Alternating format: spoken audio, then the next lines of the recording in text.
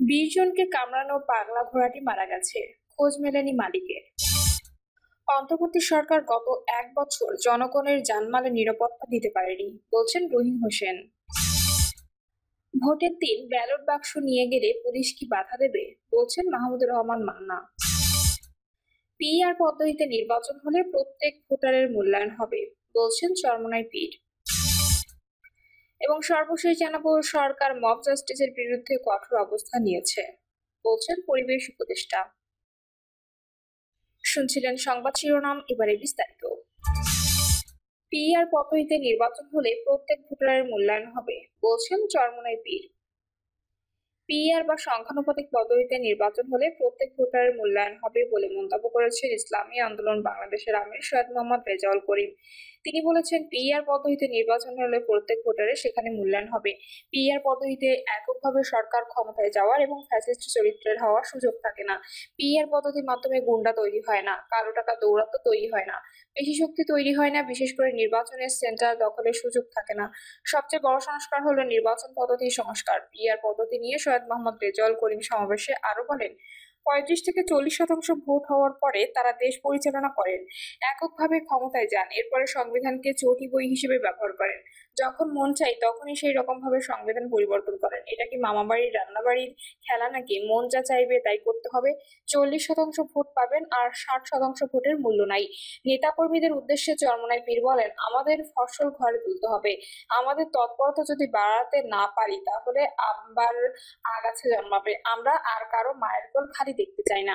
আমাদের দেশের টাকা বিদেশে পাচার হওয়া দেখতে চাই না, আর আয়না ঘর দেখতে চাই না।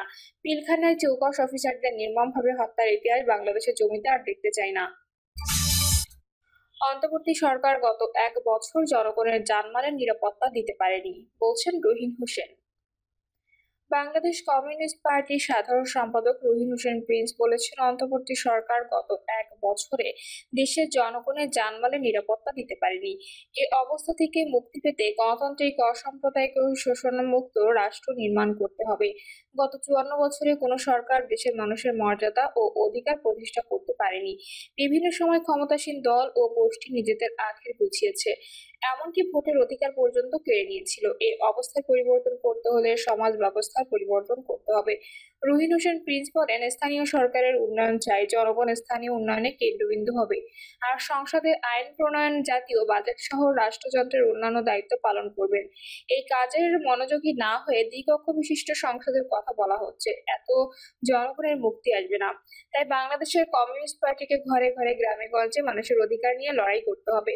কমিউনিস্টরা দেশে দেশে লড়াই চালিয়ে যাচ্ছে। আমাদের দেশের যাবতীয় সম্পদ দেশি বিদেশি লুটেরা লুট করছে। বন্দর, প্রাকৃতিক সম্পদ, পার্বত্য চট্টগ্রাম সহ সমুদ্র এলাকা বিদেশিদের হাতে তুলে দেওয়ার পায়তারা করছে। জনগণকে সর্বোচ্চ সতর্ক থাকতে হবে। রাষ্ট্রের মৌলিক সংস্কার করে নির্বাচিত একটি সরকারের হাতে ক্ষমতা হস্তান্তর করতে হবে। ভোটের দিন ব্যালট বাক্স নিয়ে গেলে পুলিশকে বাধা দেবে, বলছেন মাহমুদুর রহমান মান্না। আগামী জাতীয় সংসদ নির্বাচনের দিন যদি কোনো প্রার্থী পেশি শক্তি দেখিয়ে ব্যালট বাক্স নিয়ে চলে যেতে চায়, তাহলে পুলিশ সেই প্রার্থীকে বাধা দেবে কিনা জানতে চেয়েছে জাতীয় নাগরিক ঐক্যের সভাপতি মাহমুদুর রহমান মান্না। সাম্প্রতিক সময়ে চট্টগ্রাম বিশ্ববিদ্যালয়ের শিক্ষার্থীদের সঙ্গে স্থানীয় লোকদের সংঘর্ষ, রাজবাড়ীর গোয়ালন্দের নুরুল হক নূরকে ওরফে নুরাল পাগলার দরবার শরীফে হামলা ভাঙচুরের ঘটনায় পুলিশের ভূমিকা নিয়ে প্রশ্ন তোলেন। এমন পরিস্থিতিতে ভোট হলে পুলিশ কতটা ভূমিকা রাখবে সেই প্রশ্ন তুলে মাহমুদুর রহমান মান্না বলেন, যেদিন ভোট হবে সেদিন যার যেখানে শক্তি আছে তার যদি মনে হয় যে আমি জিততে পারবো না, উনি গিয়ে ব্যালট বাক্সগুলো নিয়ে বাড়িতে চলে গেল, পুলিশকে বাধা দেবে? এই প্রশ্নগুলো সমাধান না করে সংস্কার বলেন, অন্য যে কথাই বলেন, একটা কথারও মূল্যায়ন হবে না। দেশ গভীর সংকটে রয়েছে। মন্তব্য করে এই সংকট কাটাতে সবাইকে ধৈর্য রাখতে হবে, বলেন মাহমুদুর রহমান মান্না। তিনি পরস্পরের প্রতি আস্থা রেখে দেশের কথা বিবেচনা করে সিদ্ধান্ত নিতে হবে বলে জানান। জুলাই সনদের আইনি বৈধতা দিতে নতুন একটি প্রস্তাব উত্থাপন করেন মাহমুদুর রহমান মান্না। তিনি বলেন, খুবই গভীর সংকট। যিনি রাষ্ট্রপতি আছেন উনি যে হন, কি করতে পারি আমরা? যিনি রাষ্ট্রপতি আছেন উনি সুপ্রিম কোর্টের কাছে সংবিধানের 106 ধারার ভিত্তিতে রায় চাইতে পারেন জুলাই সনদকে যাতে আইনি কাভারেজ দেওয়া যায়। সুপ্রিম কোর্ট যদি কোনো রায় দেন তখন আপনি বলতে পারেন, হ্যাঁ এটার আইনি বৈধতা আছে, এটা দিয়ে নির্বাচন করতে হবে। ভালো নির্বাচন নিশ্চিত করা সম্ভব রাজনৈতিক দলের দায়িত্ব উল্লেখ করে মাহমুদুর রহমান মান্না বলেন, রাজনৈতিক দল যত বড় তার দায়িত্ব তত বড়।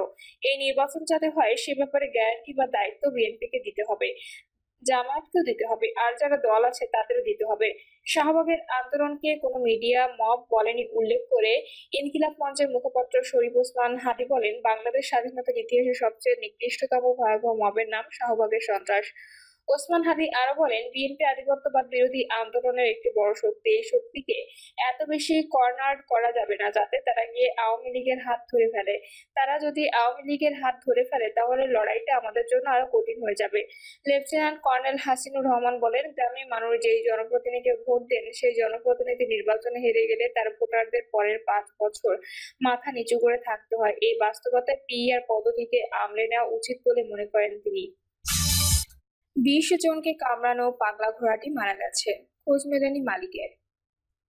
ফরিদপুরের বোয়ালমারীতে 20 জনকে কামড়ানো পাগলা ঘোড়াটির মৃত্যু হয়েছে, তবে ঘোড়াটির মালিকের খোঁজ পাওয়া যায়নি। তবে পরে স্থানীয়রা মৃত ঘোড়াটি মাটি চাপা দেন। বিকেল 5টার দিকে উপজেলার গুনবাহা ইউনিয়নের গুনবাহা বিশ্বাস পাড়ার রবিউল মোল্লার বাড়ির পাশে একটি বাগানে ঘোড়াটি মারা যায়। পরে স্থানীয়রা মাটি খুঁড়ে চাপা দেন। স্থানীয় বাসিন্দা সাবির হোসেন বলেন, আমাদের এলাকায় ইমরুল ও জাকারিয়া নামে 2 যুবক চৌরাস্তা এলাকায় ঘোড়াটি দেখতে পেয়ে ধাওয়া করতে করতে এলাকায় নিয়ে আসে। পরে ওই স্থানে আসার পর অসুস্থ হয়ে পড়ে। খবর পেয়ে প্রাণী সম্পদ কর্মকর্তা সহ অফিসের লোকজন এসে দেখে চলে যান। পরে সন্ধ্যার আগে ঘোড়াটি মারা যায়। তিনি আরো বলেন, পরে পুলিশ এসে পৌরসভায় যোগাযোগ করতে বলে চলে যায়। পৌরসভায় যোগাযোগের পর তারা ঘোড়াটিকে মাটি চাপা দিয়ে দিতে বলে। পরে স্থানীয়রা মাটি খুঁড়ে চাপা দেন। বোয়ালমারী উপজেলা স্বাস্থ্য কমপ্লেক্সের আবাসিক চিকিৎসা কর্মকর্তা ডক্টর মাহমুদ রহমান বলেন, যারা ঘোড়াটির মাধ্যমে আক্রান্ত হয়েছে তাদের খুব শিগগিরই জলাতঙ্ক রোগের টিকা দেওয়ার পরামর্শ দেওয়া হয়েছে।